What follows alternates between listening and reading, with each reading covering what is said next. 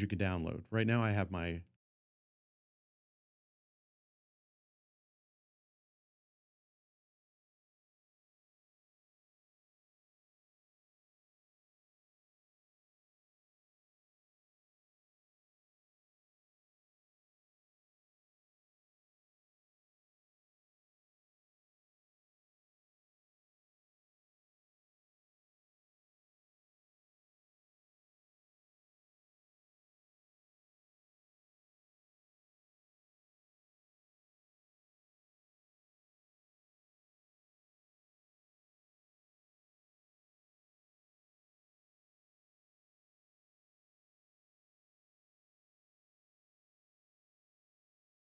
So imagine they the follow. voice.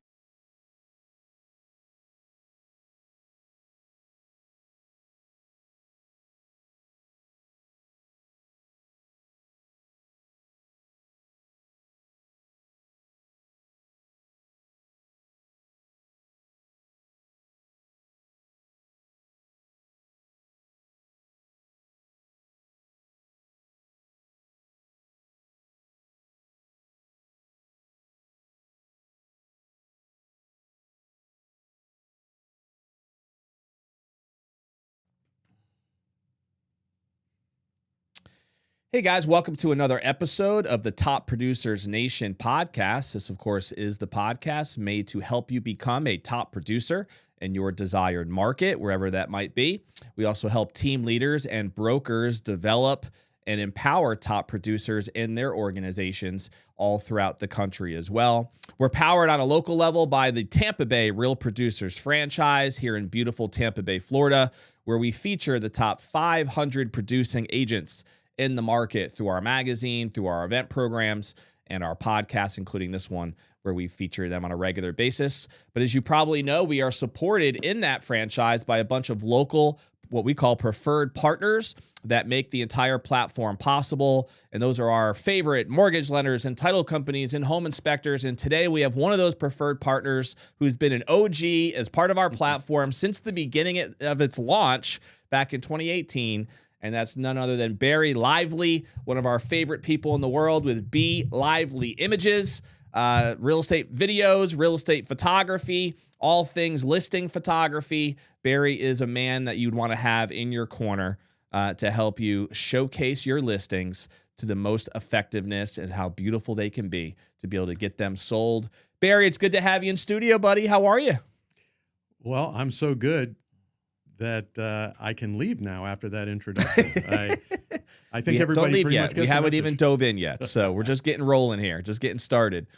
Like I was saying, Barry, if you remember, you were one of the first people that I initially talked to about Tampa Bay Real Producers. I was thinking about that before this episode because we connected in St. Pete back then at the time. Black Crow Coffee. That's right, at a little coffee shop.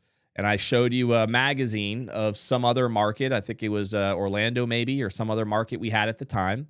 And I was Even like, the Snell Isle thing. A little that bit was of true. I had the You Snell gave us- Isle community for sure. We had that going. It was Snell Isle and Tierra Verde at the time as well. And I remember sitting to you and I'm like, we're going to build this real producer thing in Tampa Bay. And I was like, I'm going to need to hook up with some great photographers that can help out with the photo shoots and to make these agents look great so that we can tell their stories in this magazine as part of this franchise model. And you were like, I like this idea. I'm on board. And And so I we've gave you been 3 referrals. working together ever since. You hooked me up with some great contacts, I remember, which I always appreciate. And you've been a part of this, really from the beginning. So I want to thank you for that for sure. And it's been fun. It's been a fun ride over the last, what was that, 7 years ago now? Almost 8 years ago now, which is crazy It does seem to like a think while. about. So let's talk a little bit about your story, man. Did you grow up in this area? How'd you get here? If not, for people who don't know anything about you, what's the short version of the B.Lively story and your influence in the Tampa Bay market? I'm going to say Tampa Bay market. We arrived here when I was 11, Mm-hmm. and we lived in Carrollwood Village Okay. in Twin Lakes. And so I grew up there to 18 and then moved out and got into the credit card industry. But I was in the restaurant industry. Okay. So started working when I was 15, got into restaurants, worked at a sandwich shop, Old World Cheese Shop. It was a classic in Old World Arrowwood. Cheese Shop. Amazing sandwiches. Mm-hmm. Then I went to CDB's and was totally Sandwich professional. Oh boy. There was a hazing going on there in the restaurant world. There was some, I was like 15, 16, 17, in high school, and there were some people that were some bad influence hombres, but I stayed, clean as a whistle. Then I ended up working at a bakery. Is there such a thing, like if you ever watch Seinfeld, they have the soup Nazi in there? Do they have like the sandwich Nazis as well? Is that part of the sandwich community back then? I got whacked on the butt a few times by a sandwich Nazi but I was on the other side. I was making the sandwiches. Yes. And very quickly, this is a very fun, good reference to Rolling Stones. If you like Rolling Stones, there was a sandwich called the Beef and Bird. And what would you think is on a beef and bird, for God's sakes? I would think chicken and beef. Or turkey. Or turkey. You got sure. your pheasant going. So not for me. I would always end up putting roast beef and ham. And then about 10 minutes after the sandwich left, you would hear a car come back in, slam on its brakes, and come in. And then I would hear my boss go, "Lively, lively. There ain't no ham in beef and bird." And so the only way I could remember that was, for me, was to remember the Rolling Stones song. So that job didn't last very long, I take it? There ain't no ham in beef and bird. I walk for miles, my feet are hurting. You know the song.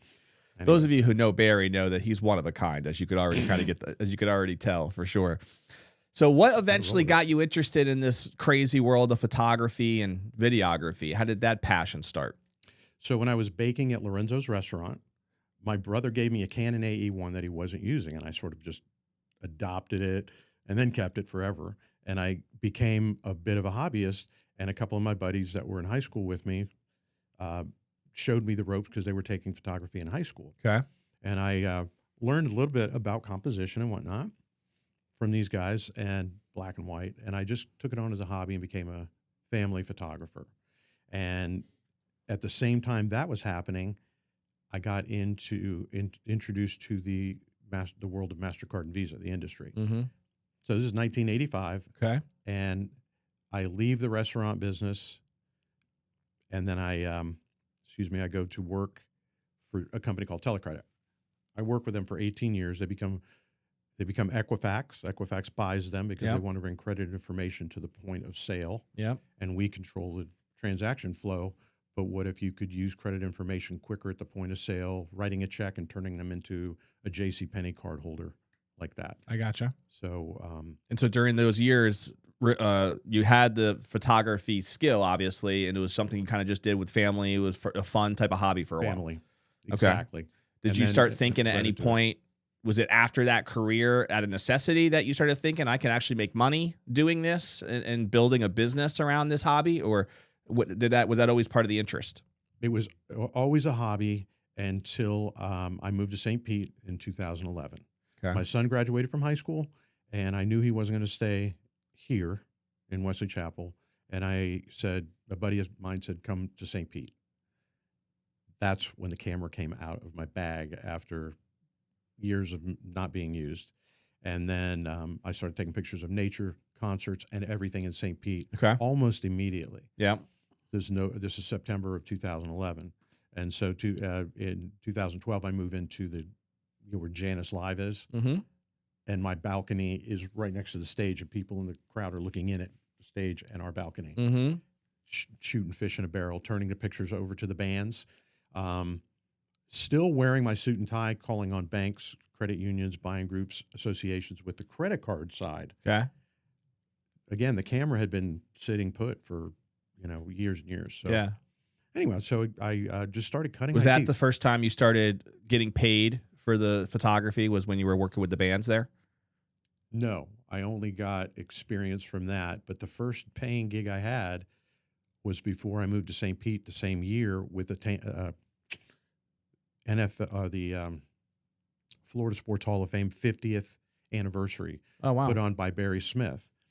And I got a chance out of the blue. I was going to set them up for credit card processing for people who wanted to buy the publication that they produced and advertising in it. Yeah. And so I set them up for credit cards, and the guy was telling me that I go, "Oh, wow, is somebody going to be videoing that thing?" And he goes, yeah, Bay News 9 will be there. And I go, who's photographing? He goes, we don't have a photographer. I said, can I be the photographer? This is like a couple of nights before. And he goes, yes. And I rounded up other equipment, and I got out there and I shot Derek Brooks being inducted. Nice. Tony Baselli, all these great Florida athletes or achieved great success in Florida. That's my first paying gig. And I'm like, you can't get any more pressure than that. You're the only Bay News. Yeah, it's kind of a high exposure gig as your first one, huh? Yeah. So have you done Super Bowls as well? Do I remember you telling me about that one time? Covering mainly what goes on beyond the scenes for Super Bowls 21 through 25, or I'm sorry, 16 through 21. So I covered 5 in a row, just mainly like NFL Man of the Year press conference, halftime press conference. Nice. Thing called Jocks and Smocks, which is athletes, coaches, retired that are artists that raise money for 2 things, for traumatic brain injury, CTE, whatever. They're heavily into that. And also keeping the older players still alive so they don't have to sell their house for the next brain surgery. Right. So I feel there's a little philanthropic side to that and a good deed that I did for somebody that gave me the opportunity to do that's that. neat. Plus, I mean, if I don't know how big of a sports fan you are, but for somebody who might be, that's kind of a cool opportunity just to be in the mix with that and get to connect and build that network. And sounds like you did it for 4 or 5 years in a row, which is pretty neat. Yeah. So you had no background, it sounds like, specifically in real estate, though, right? And working with agents or brokers or anything in the real estate field. Obviously, that started to take shape at some point. How did that work? How did you get that first real estate connection, and when did that become a focus for you? I photographed my sister and brother-in-law's house in Odessa off of can't think of the name of the road, but in Odessa, and very rustic house. But my sister had a very modern touch, just mixing the two, and it was if you were going to ever photograph a house with texture and everything, it was the one. So I made a little website with it, and I really don't know what was the first house after that or how it really got rolling, but it was in the midst of this, the St. Pete Renaissance that was beginning, and the encouragement of other vendors and people I was working with in credit cards. I began to use my credit card as a way to establish rapport, going on a credit card processing call, which I was not great at sales. I was better at sales support. I could help the salesperson become a better, more credible, more whatever. So going face to face, my attention span is all over the place. So I'm trying to talk about credit cards, but then I start talking about the camera, and I would walk in, instead of talking about what I knew about interchange, dues, fees, and assessments, and the next rate changes and all that crap that nobody cared about. I said, I'd love to photograph this place. Your interior is awesome. And I saw that on your website didn't display your food or didn't describe it visually as well as it shows on the menu on your Facebook or Instagram. So anyways, I'm an amateur photographer. Would you mind if I, photograph the food being made and finalized and being served to the customers and take pictures of the architecture? And they would say, sure. And of course, but I'm dressed like this. And I say, my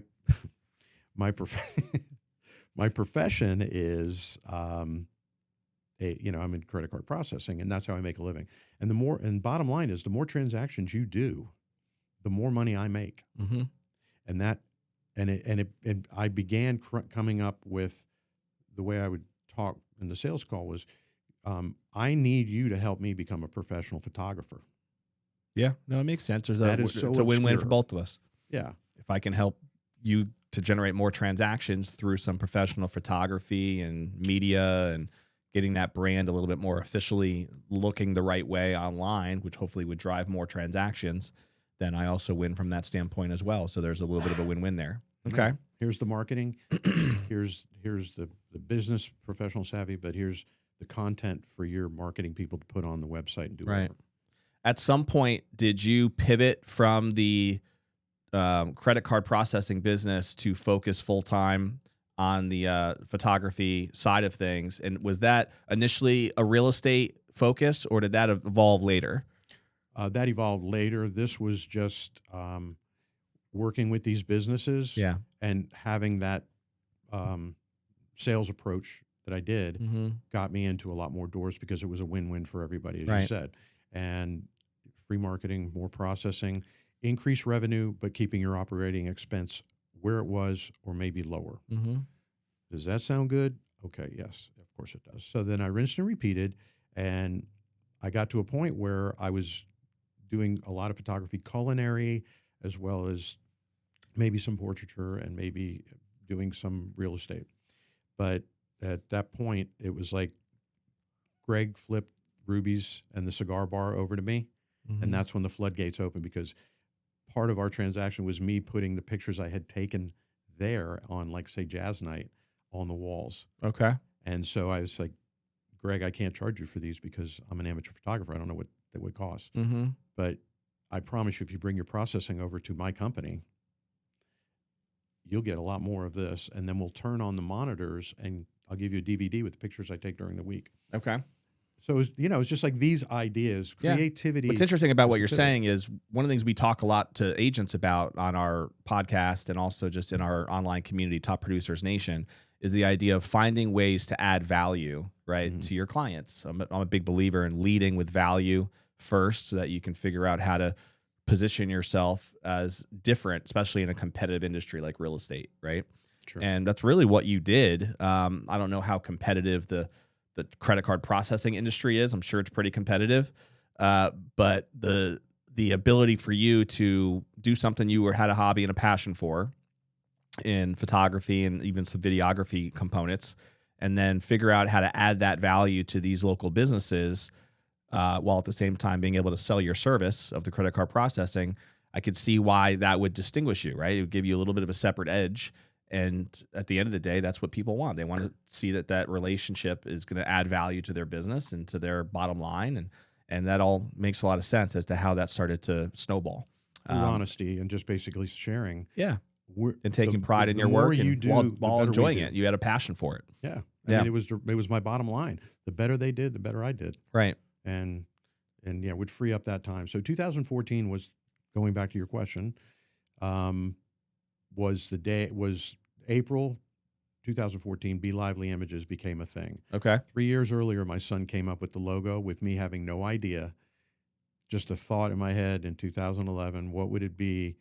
What would be the pillars? Were you still with credit card processing at the time? I was. Okay. I was migrating out. It would be 3 years before I got out. And a year before I did, I asked the company, it was called Heartland Payment Systems, big processor. We owned the network. So I just said, I would like to be an ambassador for the company. I want to be able to sell, but I don't want to have a sales manager saying you're only as good as your last month. You're only as good as your last sale. And I was like, that is not the world I want to be in.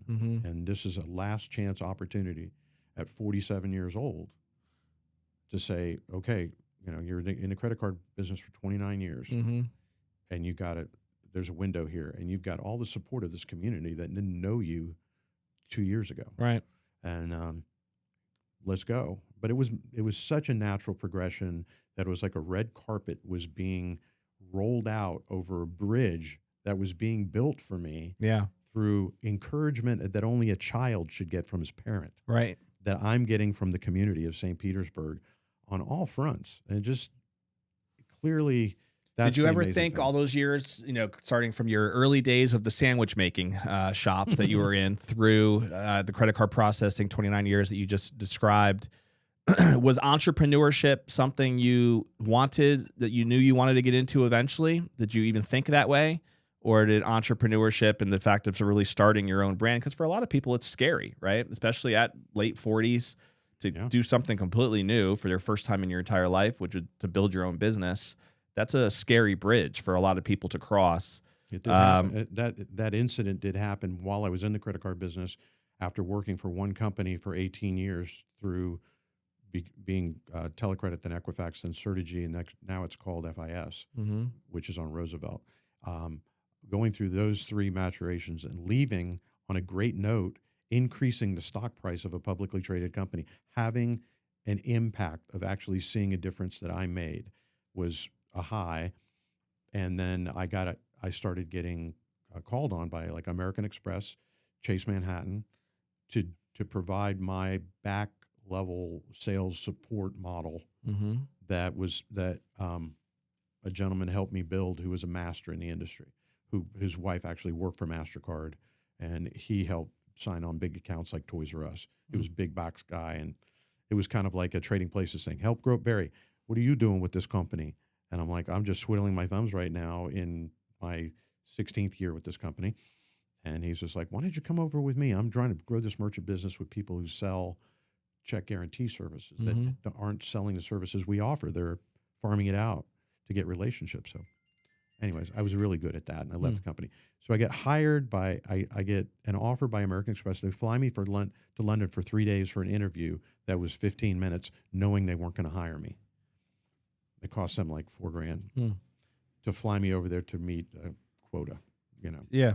And because the job, I would have had to have been Spanish or at least speak 85% Spanish because it had to do with American Express economies of scale with different countries that could actually push the scale of American Express having to lower its rates.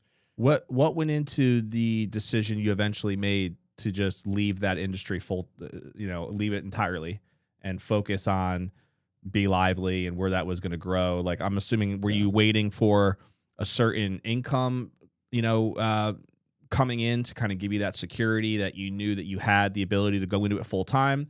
Or was it something that you just even decided cold turkey before that because you just felt like it was the right move?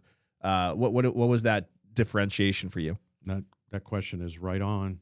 For me, it was things aren't going so great where I am in finishing my career, and there's a greater interest in the photography. I just went for it. I didn't look at what was in the bank. I looked at, what the opportunities were, and that I could this is the third credit card company I work for, third publicly traded company, and have had great positions. I can get back in that business anytime I want. Time to grow in a different direction. And so it was it. They allowed me to do the ambassador position with the company so I could always promote them and sort of be like what I would like to be in real estate, like a referral partner. Yeah. And where I need to get my license. But I might be going a little ahead there.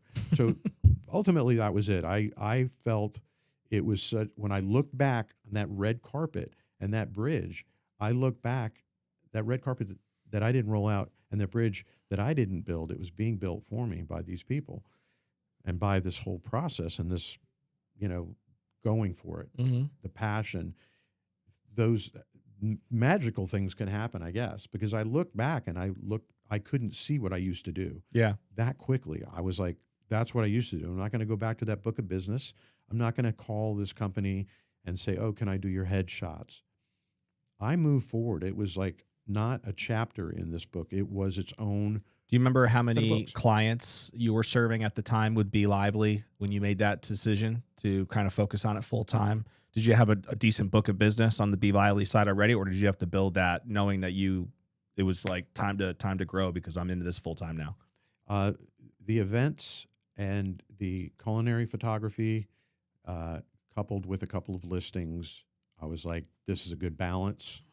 And I can see that the connectivity, it wasn't just how many people I knew, it was how many people that one person knew.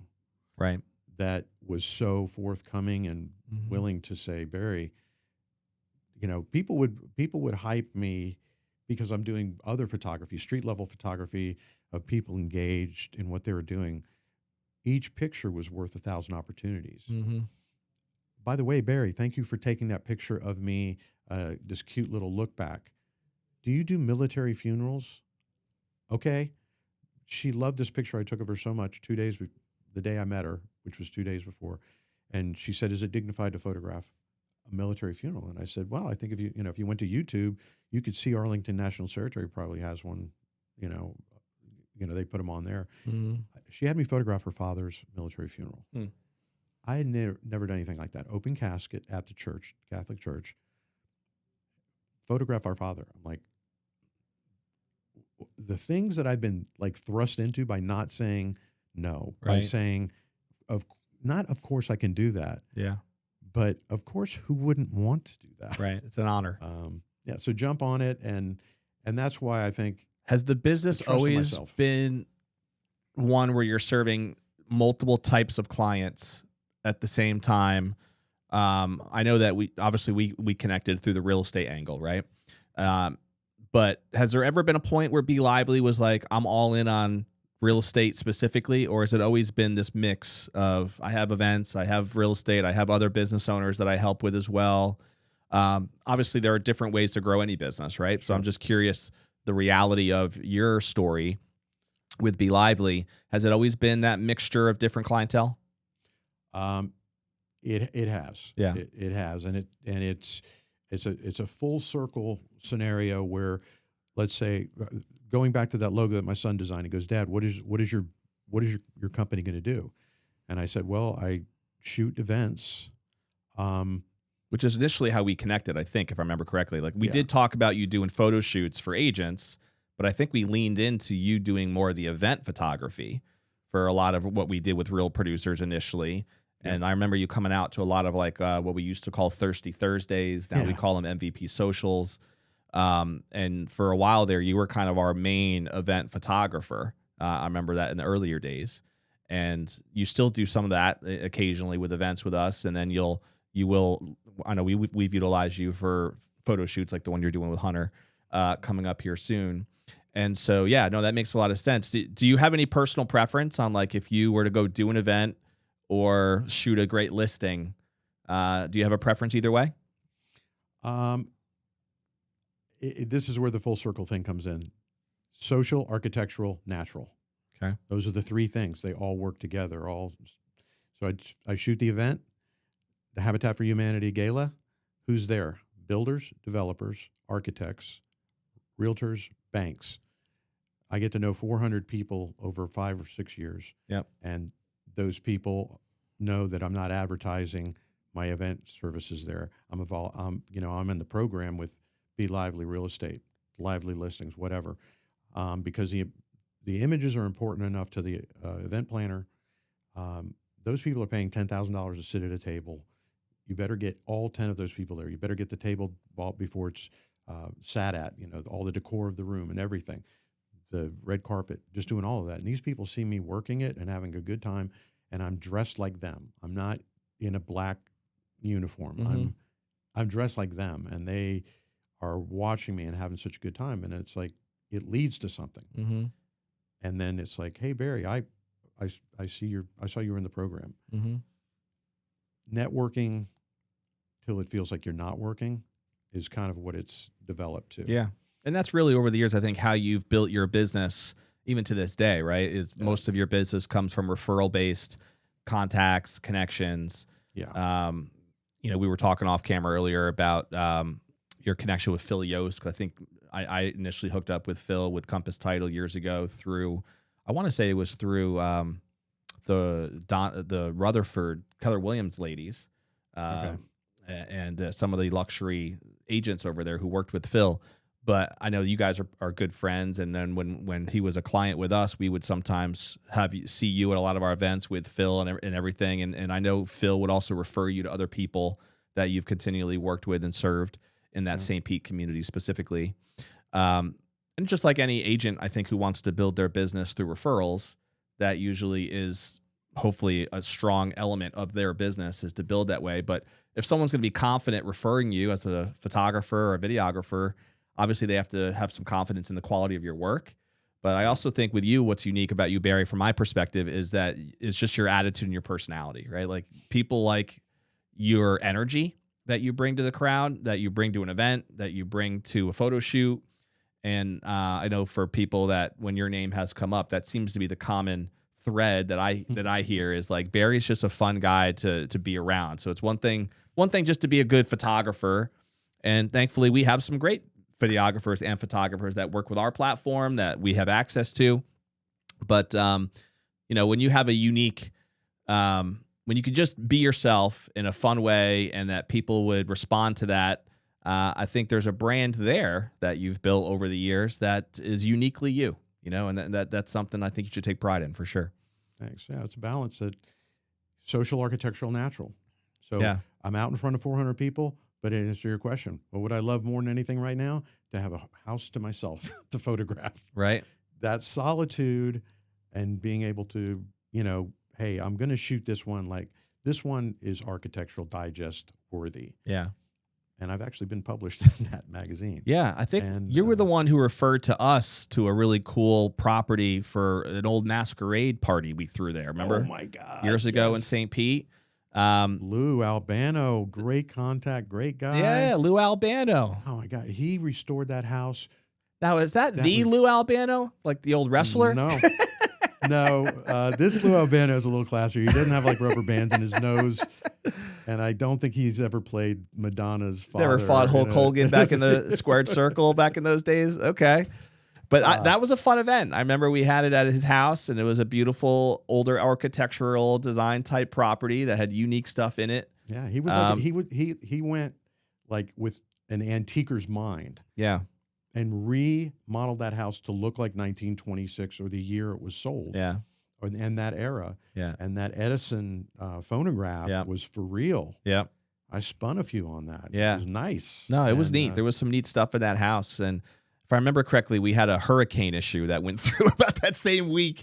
And we had to delay the date. So it kind of screwed a couple things up for us, but we still had a great event and it worked out well. I think everybody was like, there was a different kind of enthusiasm and euphoria that night. Yeah. Because it really was such, because everybody dressed the part too. It was really a masquerade. We dressed up for it. It was fun. Yeah. And I think Jody Avery won my picture. That's right. She did. Mask. She did. Yeah. I mean, now you're doing it all full circle. Now you're going to shoot Hunter. Funny how that works, huh? Well, the other aspect of the business that I never thought would happen was to have my photographic art displayed in art galleries. That's something I think I either put in or left out on the on some of that more current information of. Are you in some stuff in downtown now? Work-life balance all starts with creativity, and it somehow led to 5 gallery showings. One at the small coffee shop location that I met you at, and then it led to a luxury apartment complex that was called the Hermitage downtown, across from Rococo Steakhouse. And they had me 4 years in a row, and I got to put my stuff up for 3 months. Nice. And you want to talk about operating by the seat of my pants. I didn't have anything done, and I went to this guy from the Global Sign and Awning. He made 30 prints for me. None of them framed, none of them finished. So it was like they were just sort of like big, high-quality posters of what I perceived in my mind to be my most artful photography. Right. And put it out there, and people appreciated it because it was subjective. It wasn't like a surreal painting that they couldn't figure out. Yeah. Like, okay, cool. That's a view from the top of the Eiffel Tower looking down, and I've never seen that angle. I don't even know what that is. Right. I want that.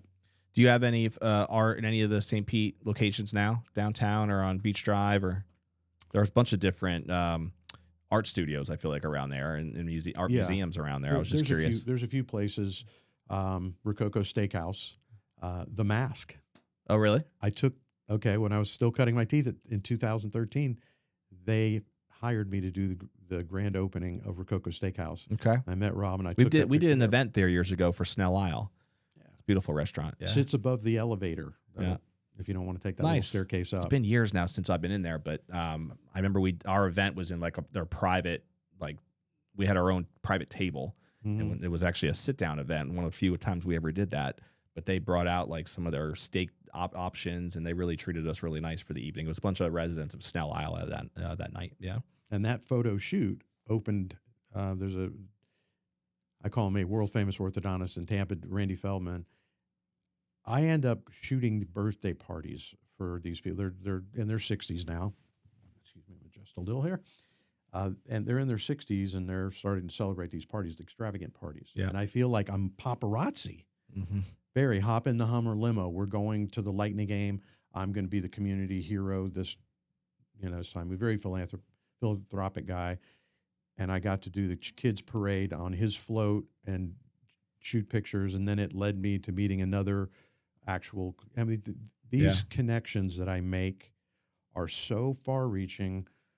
What's the most common special. thing that you find yourself doing for agents or brokerages? Is it headshot stuff? Is it listings, setting up listings? Is it anything else? Is it like brand type media to just help them position themselves in a certain way? What's been do you have a specialty there at all? Well, I'd like to approach it like if I was on like a retainer with them and say, for this one now, you'll get 10 listings. But let's say you only get 5 in that month. Well, we need to work on some marketing stuff. Let's update your headshots. Mm-hmm. Let's do some street level storyteller video, testimonial, whatever. I will fill that remaining 5 listings with other what content. Will get me 15 listings next month. That's my mindset. That's kind of global thinking, but it really is. It is right down in the heart of that specific brokerage. Yeah. And that makes sense to me. I think that's a great package concept, actually. When you do that, do you find yourself usually presenting that to the brokerage or to individual agents within a brokerage? Well, herein lies, my current situation in the real estate market, that it's a tough market and you got to deal with tough times and you got to be innovative and creative. So what I have done with a few brokerages, I meet them when I photograph them through real producers. Mm-hmm. A couple of times I've done the whole brokerage and they've been some really fun shoots. Mm-hmm. Have I seen these people other than Thirsty Thursday afterwards? No. Mm-hmm. But we had our moment in the sun, and there will come a time where they'll remember that and they'll call me. And unfortunately, that's not how to maintain a business and hoping that happens. Right. The referral business has been 100%. And that is a good lead into this complete saying that says, jack of all trades, master of none. Mm-hmm. Although it is good or better than to be a master of one. That's the complete thing, is jack of all trades, master of none. Although it is better. Oh, most people leave that last part out. Only one. Yeah. So interesting.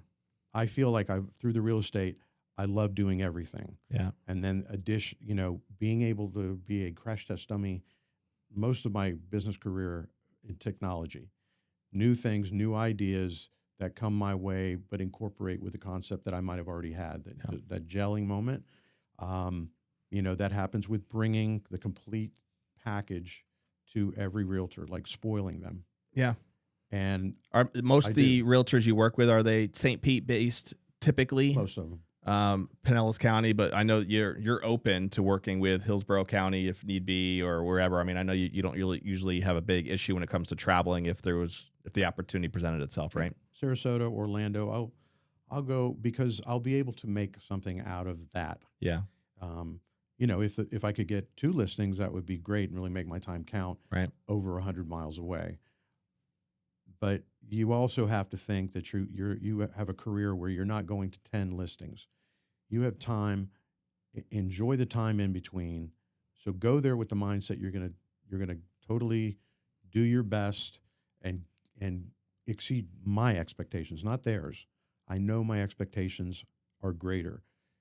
Not in every single infinitesimal detail, but for the most part, I need to exceed my expectations when I do something. And so I'll do that travel, and it'll be worth it because it was a challenge. And so I don't limit myself geographically, but I have limited myself from an exposure standpoint to really networking, getting back in with the magazine, doing just the little things. Mm-hmm. So that, well, at the end of the day, it's all about relationships, Yeah. which we all know, right? In any business, and Real Producers was really built on that premise as well. Figuring out opportunities for relationships to start, be facilitated, and to be nurtured, right, over time. Yeah. Is there anything specific that you feel like people should know, whether specifically, let's say, agents and brokers, that's the majority of our audience, I would say, in the real estate community, about your services that are unique in any way that you would point out? Whether, I know you do drone stuff, you're not the only one I know who does that. But are there certain things that you would want someone to know about what they could expect if they worked with you? Sure. One of the main things is the clock is ticking after they get their contract signed. They get that listing contract, the clock is ticking like never before. Mm-hmm. I believe that's, they've got a certain amount of days now. So what I would tell any realtor is, look, there's people that can do everything that I can do. Mm-hmm. If they do it in one package like I do, that's great, and I'm sure that happens. But the whole concept is, please understand that I am going to do what I do in spite of whatever you think has to be fixed in the house. In other words, if you think the lawn is terrible, that should not preclude me from going there and shooting that listing. Mm-hmm. Let's get that done for you. And then we can come back, and after the polish is applied, I'll reshoot those things. And whatever the case is, like, I want them to know that the turnaround time and what I do allows us to volley back and forth and make sure it's perfect, because I'm giving them a website that I create that has a table of contents and an index that says 3D virtual tour, floor plans, which they should not ever do a listing without, in my opinion, and the photos, virtual staging if necessary. I can also provide the architectural plans so that if they are the buyer and seller side of things, or they have their buyer's agent or whomever, that they're able to talk to the buyer in the buyer language and not upset the egoic mind of the seller by just saying, oh, by the way, yeah, if this was my house, I would have taken that wall down too. I'm with you. Mm-hmm. We're giving you 85% of what you want. So I'm giving the realtor the architectural files so that they could go from this standpoint and say, so do you have an architect? I see you like this house, and I know we probably agree this might not be a load-bearing wall. This could come down. You'd have your open kitchen format, which is the only thing that's missing in this house. Oh yes, you do have an architect. Great. Well, I can provide you files that will prevent them from having to rescan the house to get the dimensions and everything, and they can go to work right away. Mm-hmm. Did I hear you say that you provide a website? Is that for each listing? Yeah, I do a website for each listing. Oh, that's neat. And so if somebody wanted to check out a little bit more, when they go to livelylistings.com, are they going to see any examples of that? Yeah, they will. And they'll also get, the full menu. Another service that I think was important to offer during the storm time is to go in and do the 3D virtual tour when storm season is here, so that if we only have one storm, hopefully, and we don't have that storm, but it's not back-to-back storms, you have a beautiful scan of the house that can be given to your insurance company so that they have that on file, and they know that when you send them the Polaroids of their damage or your phone shots, they'll line up and they'll be able to say, yeah, that is 7 inches of water. And just speed up the process in case their adjusters can't get out to the property because it's flooded and it's off limits. Right. So I try to do that. I always trying to think, I became a drone operator recently. I had added that instead of farming that out. Now I enjoy doing it. So it's not an expensive separate line item anymore. It's part of the package. Yep. And I enjoy doing it, and I will do it for every house. Yep. Just like the 3D tour. Yep. That's sort of those two minimum things. I need the 3D tour to get the floor plan. So yeah, no, that makes sense. Yeah, there's a lot there. So I think I would highly encourage anybody to check it out more at the livelylistings.com is the right site, right, for them to go to. And obviously you can find Barry's information too on our website at tampabayrealproducers.com. If you click on partners, I think his face is like the first face you'll see actually that pops up there under partners. So you can see more about Barry there as well. A couple quick questions just for people to get to know you on the personal side if they haven't gotten a feel already. So do you have a favorite book, author, seminar that you've ever gone to that you feel like has made an impact on you personally or professionally? I think a good book is Bobby Bowden, More Than a Game. I would say Awkward Family Photos, big one. What's that? Just what it implies. Oh, you mean a book of Awkward It's Family a book Photos. called Awkward Yes. Family Photos. Mhm. Interesting. Inspirationally, from a photographer standpoint, there is a female photographer who never displayed her stuff. Her name was Vivian Meyer, Okay. and the most fascinating person. And someone gave me her book, who was the first person who let me put my art on their walls, which I didn't ask. They said, "You're doing this." They gave me the book, and what the book implied, and I found the Netflix documentary on it called "Finding Vivian Meyer" or "Who is Vivian Meyer." Greg gave me that book, and he goes, "This reminds me of you." And by the time I gave him the book back, I finally understood what he meant, and it was, don't go dying without people seeing your work. And this woman went her entire life doing street level photography that is now in the Guggenheim Museum. It's in multiple cities in the country, and it's like one of the best. All her street level photography was left. She was like a rogue. She was like a little nanny, and she would go town to town, and she would take the kids, and she'd go in the city and take pictures. Some kid in like 2015, between 2011 and 2015, went to an auction. His family wanted these gold picture frames that were selling like crazy at the flea market. Yeah. The old frame stuff. And he decided to give $300 for this case. Case of her photos. 100,000 negatives, never developed. Wow. He pieced it all together. Her bus tickets, the houses she went to, they put the documentary together. They interviewed the kids that was like, "Oh yeah, she was really strange. She would take us to weird places." and then, so it was just a great documentary, but the whole concept was great. And then they turned it into a book. The book turned into, the documentary turned into, I don't know which came first. One came first, right? But this woman is pretty fascinating. They didn't know if she was French or not, but her photography is just it's so ultimately compelling. And the thing I liked about it was a name that nobody referred to. I like that story. Yeah, so that I'll was have to check that out. Don't go dying. Don't go dying. Awkward Family Photos is the name of the book, huh? There's this cool story behind that. I like that. What was the other one you mentioned? Bobby Bowden? Bobby Bowden, More Than a Game is a great book. Okay. I think is that kind of like a rules for life type of thing?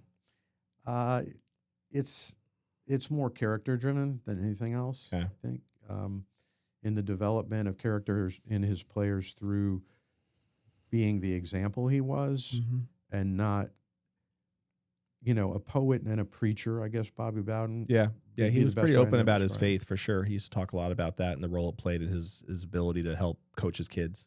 So yeah, that makes sense. I always looked up to some of obviously his success, but his boldness when it came to his faith always resonated. Yeah, cool. Do you have a favorite movie or TV show?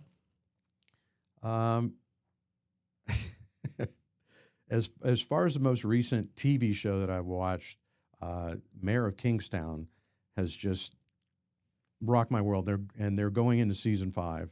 It's Jeremy Renner, and it became more and more interesting because he continued after surviving this snowmobile accident or this snowplow accident where he was almost killed, and he came back to do another 2 seasons, and it's just that made it more inspiring to watch, anyways. But it's it's a thriller show, but it takes place in Michigan in a town called Kingstown, and if you know Detroit, it's tough, and it's just great. So I watched that show, and recent movies, I saw Backrooms. My son and I went to go see it. We hadn't seen a movie together in a long time, and what we used to do is go to Taco Bell, grab some burritos, stuff those pockets, and then. How old is your son now? 32. Does he live in St. Pete? He was running in St. Pete, but he lives in Carrollwood Village. He bought a house in Carrollwood Village, very close to where I grew up. So wow, how about that? Full circle, huh? Yeah. So he's like, "Dad, we're going to go see Backrooms. We have unique tastes in movies. It could be comedy or like this movie, which if you haven't heard, is that about a horror it, movie? I haven't heard of it. Yeah, it's a psychological thriller. I gotcha. And so Jake's like, he takes this quick right turn. We pull into Taco Bell. He's like, "We're getting burritos," and I'm like, "Not gonna make me cry. Not gonna make me cry." The tradition stays alive. Yes, it does. So that was a good movie, and so I just saw Young Washington recently. Oh yeah. Did you see that one yet?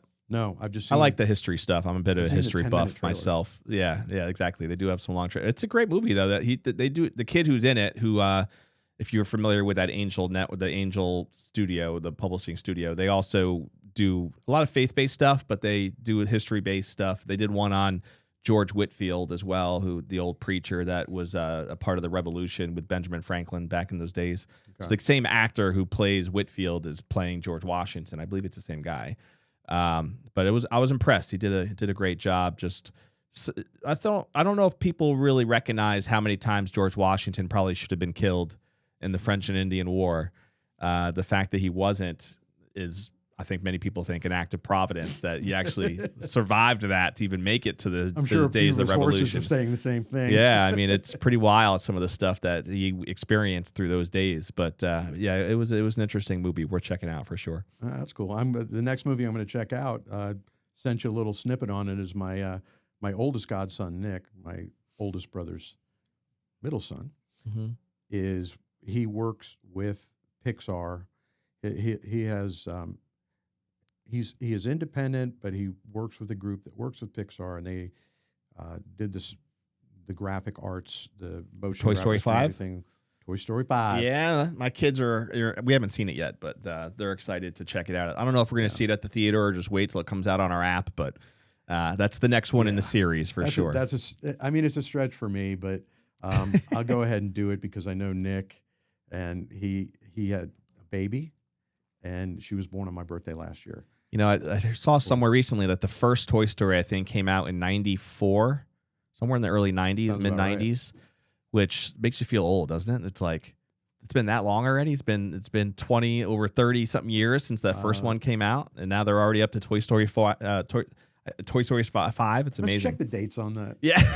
Let's check the born on date on that. Yeah, it's crazy. All right, we're going to put a bow on our episode. The way we typically do is with what I call our legacy question, one of my favorites. Okay. So when you think about that day, Barry, hopefully many years from now, that you're sitting on that rocking chair thinking about all the wonderful experiences of your life, and you're thinking about what is the legacy that you would want to be remembered for, right? What do you think would matter most to you?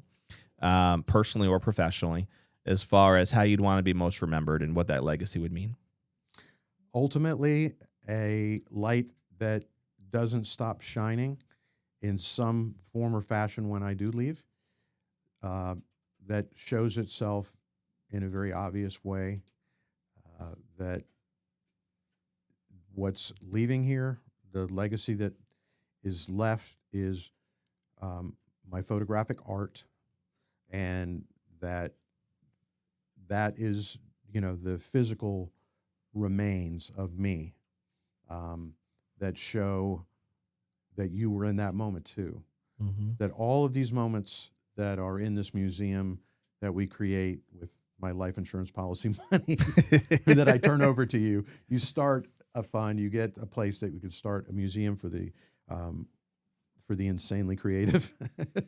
I love it. And basically their art goes up there, but it's a place where, I want my art in people's homes. So in a perfect world, knowing a question that you asked me earlier, does my art sit in certain places?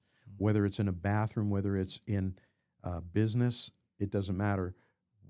The most satisfying thing is to know that a picture that I took in a moment that I had, I explained well enough through sharing it with that person directly, and that what they saw in that picture reflected that as well, and it's sitting in their life. I love it. That's the legacy. Well, when I think of uniquely creative, you're definitely one of the people that I think of, Barry. So I appreciate your support over all these years with Real Producers, and it's been great to have you, obviously, not only as a partner with Real Producers, but as a friend, as we've gotten to know each other well over the years. And I know that you're always somebody that when we reach out to, we can count on you to be able to do anything you can do to help. And I think hopefully you realize the feeling is mutual as well. We're in the best interest of trying to help you and make the right connections for you as many times as we can. But we'll put a bow on our episode with a call to action to the audience, the way we always try to do, which is to take action on at least one thing that you heard us talk about today during this episode that would enable to move you forward personally or professionally. Maybe you are an agent or a broker who just feels like you need to up your game with with your videographers and your photographers. Maybe you like some of the things Barry mentioned about I thought the listing video, the website that he was talking about that he creates for each listing was pretty neat with all the different services that Barry brings to the table. Possibly you just need to have a consultation just to talk about it and see what those options would look like for you as well. I'm sure Barry is accessible not only through his website, but as I said, you can find him on our website as well at TampaBayRealProducers.com. Maybe you need to pick up the awkward, what's it again? Awkward family photos book. That could be a call to action right there. It's something I want to do to check that out. It seems like it'd be a fun little thing to check out for sure. Or maybe you're somebody who's kind of like been debating as to like, what is my path in my career? So you heard Barry kind of talk about different different moments throughout his journey and the story of how that went from the sandwich shop to the credit card processing to how B.Lively got started and that decision eventually that was made to pursue that entrepreneurial pursuit. Maybe that's somebody that's out there that's struggling with the same kind of decision. And maybe it was just that, that nudge that you needed to be able to make that decision to go for it, and that could be you. So whatever it might be, take action in that one thing that maybe you've been putting off. And hopefully today you might have even been sparked by one thing that could have allowed you to move forward in a certain direction. Maybe you need to just subscribe to our podcast. Click the button below. That way you'll be notified every time we drop a new episode, which is weekly. Just click subscribe to get that. And then lastly, check out topproducersnation.com. You'll see our online community. This is obviously for any agents and brokers and team leaders who want to be able to be in a community of other top producers and learn the resources and the free community build-outs that we have in there. We have all kinds of other options to help you build your brands, and there's courses that are included in that community, plus ongoing training calls that we include to just help you become a better agent, help you build the brand that you want, and be the top producer that you should be in your given market. So we'll see you, of course, on our next episode of the Top Producers Nation podcast, and we'll see you guys there.